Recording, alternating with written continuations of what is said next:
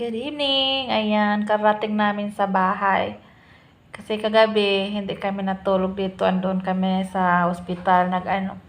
Doon kami kasi may na-admit sa family member namin. So, doon ako ang nakatuga para magbantay kagabi. So, ngayon lang ako nakauwi ng bahay. Ayan.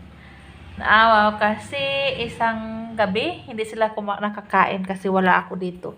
So, ayan. Really?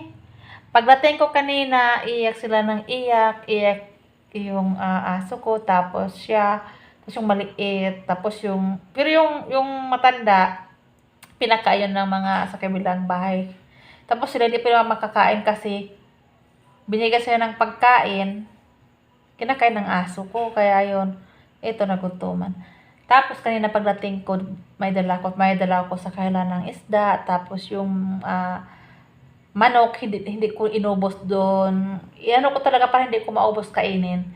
Yun, pinatabi ko talaga para mamadala ko kasi alam ko na ngayon gabi uuwi ako. So, ayan. Really? I love. Ito pa, yung isa. Saan na ba? Mon!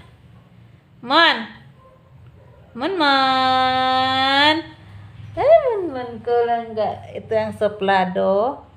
Ito hindi pala ito pinakasuplado. Ito, number 2 ng pagkasuplado. Ito yung pinakamabait namin. Yung pinakamabait na itong love. Ito ang pinakamabait. So, pinarito na ako sa bahay ngayon. Kasi mayroon akong 4 na pusa. All. Tapos, isa lang yung aso. Pinarito na ako sa bahay ngayon.